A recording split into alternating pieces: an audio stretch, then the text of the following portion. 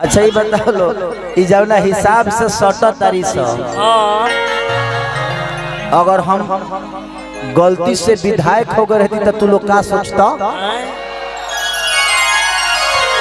जब विधायक के गड़बड़ बता विधानसभा का इतना गड़बड़ तो रवि भैया के हिया छुअत नहीं तो ओकरा दिक्कत रहे।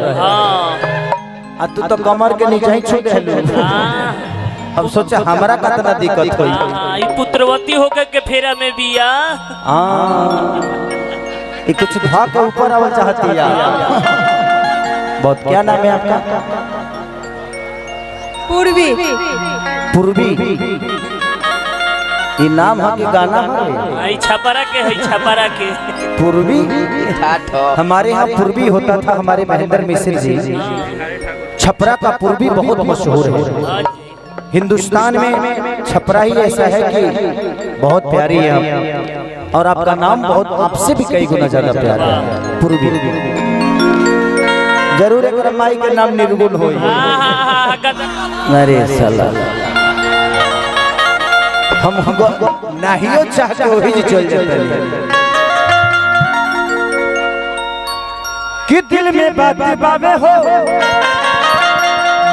हेलो अरे आई कौन घुमावला सर? आई कौन घुमावला सर? ए बाबू इसको घुमा दो किधर? हेलो हाँ ठीक है वाह बहुत अच्छा।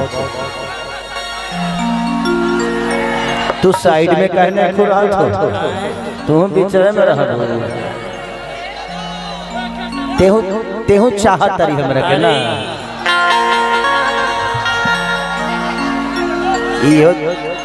इहो अंदर से खुशे भी है। खुश रही ना। ऑरेंज कलर बचाहत है कि कब दबा जाई।